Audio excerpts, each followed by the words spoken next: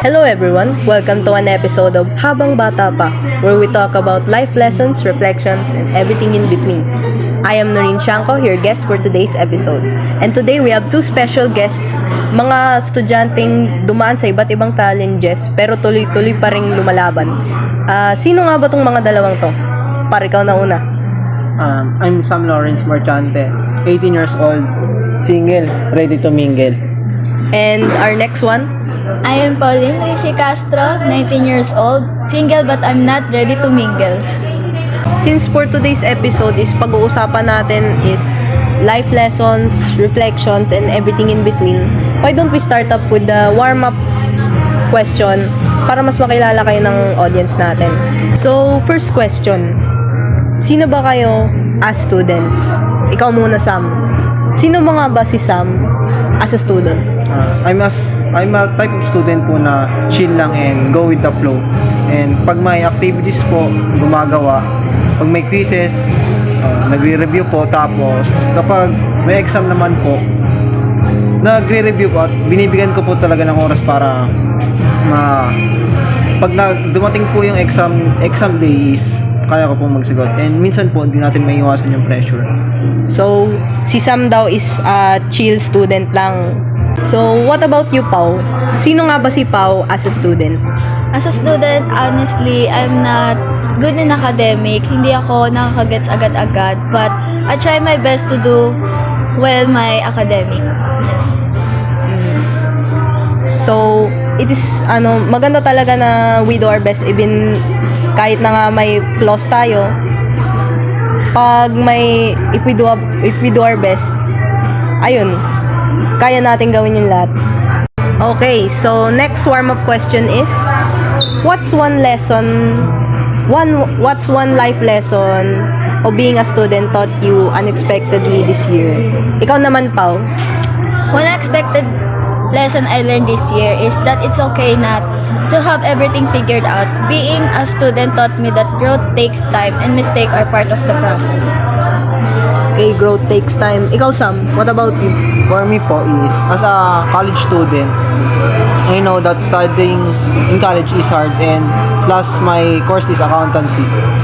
Dumating po ako sa point na may isang sitwasyon po na hindi ko po talaga alam yung gagawin ko kasi sobrang daming gawain, tambak na po ako tapos wala pong pumapasok sa isip ko. Late ko na po naisip na kapag gagawin mo po yung mga bagay na yun, kailangan po one at a time lang. Tapos kapag ano naman po is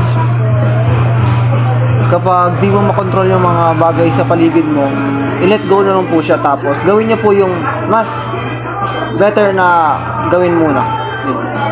Okay, so growth takes time and one at a time pagdating sa mga gawain. Let's move on na to the main topic of our episode.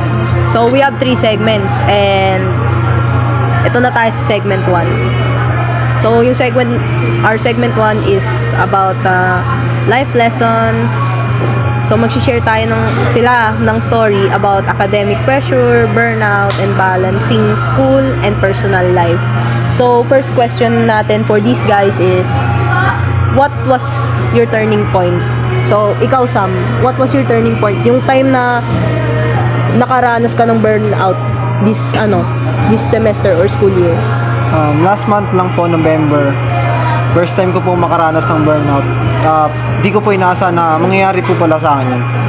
Isang araw po is nagising po ako na parang pagod na pagod po ako, buong katawan ko, and parang gusto ko lang po magpahinga ng buong araw na yun. Kaso po, ang dami pong gawain nun, tapos sasabay po yung mga inutos sa akin sa bahay, and hindi ko po alam yung una kong gagawin.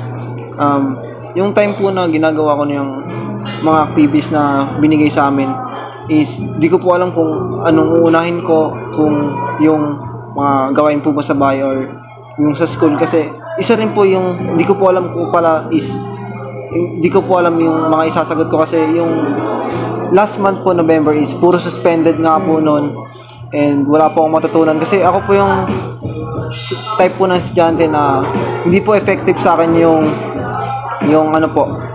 yung binibigay lang po yung isang activity tapos pag-aaralan, hindi po effective sa akin yung self-study. Kasi ako po yung estudyante na gusto po may nagsasalita sa tabi ko para matutunan ko po. And nung nandun po ako sa point na yun is, gulong-gulo po ako talaga sa sarili ko kasi di ko po alam yung gagawin ko.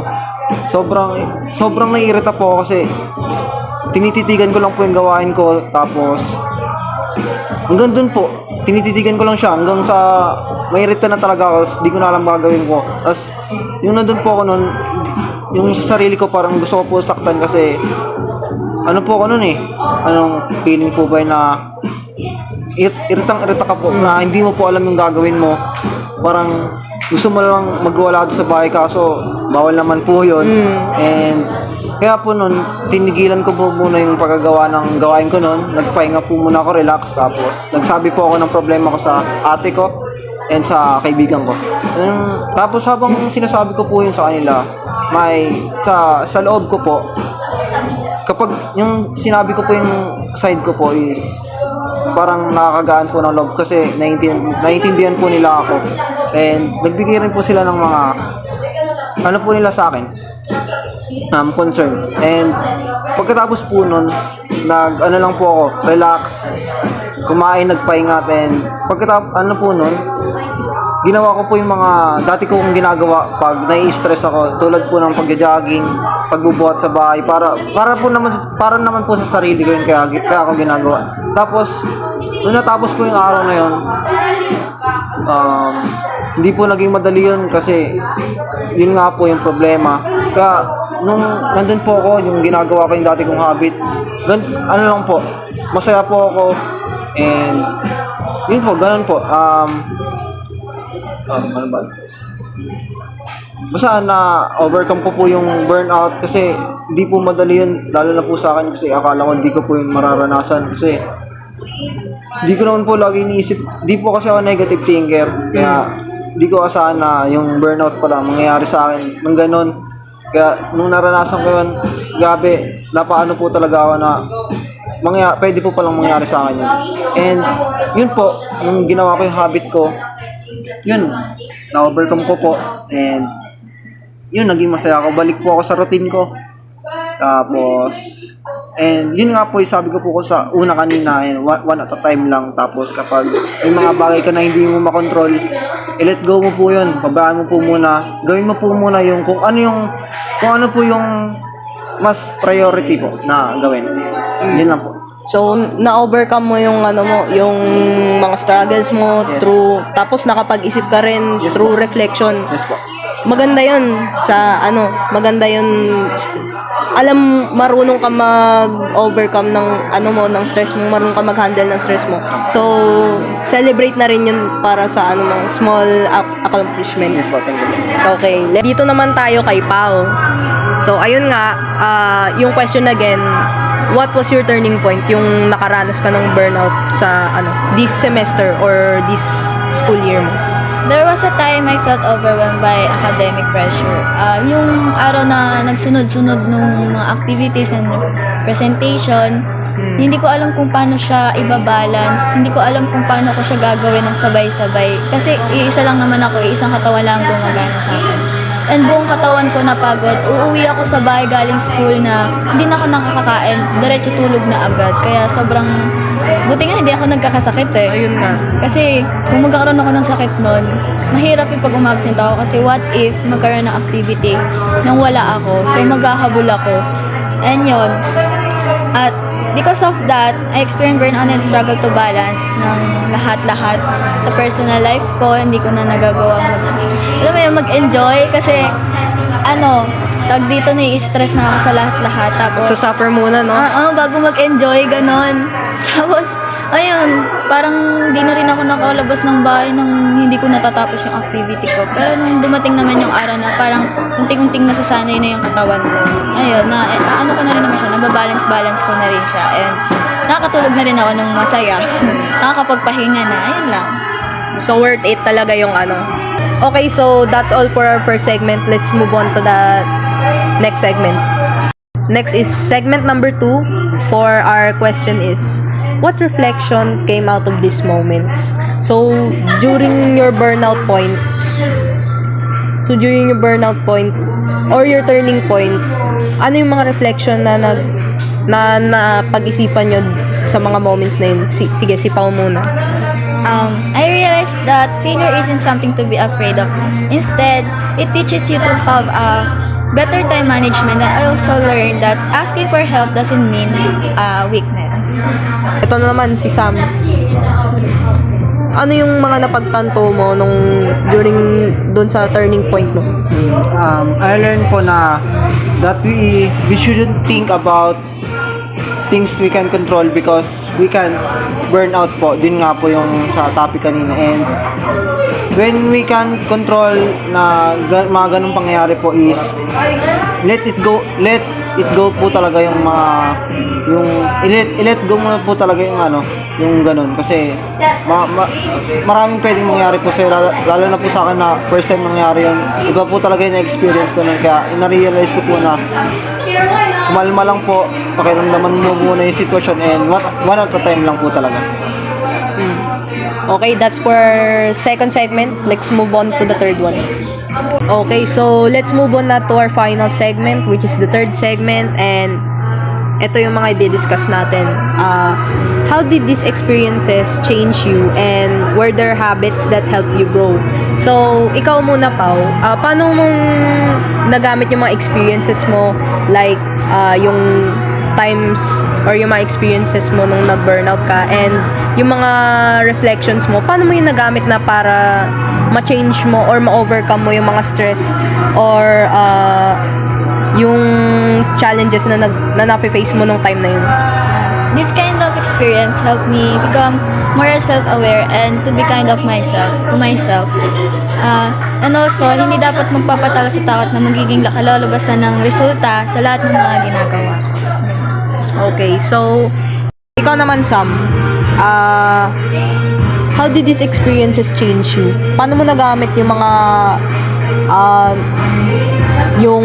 experience mo na burnout ka, and yung mga reflections mo dahil sa burnout na yon, paano mo nagamit yun para ma-change yung ikaw na naka-experience nung time na naka-experience ka ng burnout na yun? This kind of experience po taught me some things. Una po sa sarili ko na kung paano ko po gagawin yung mga bagay nang hindi sabay-sabay. At natutunan ko rin po kung paano paano gumamit ng activity planner, kasi gumamit po ako nun para mas organized po yung mga gagawin ko sa isang araw, at hindi ko po iisipin na ito pala gagawin.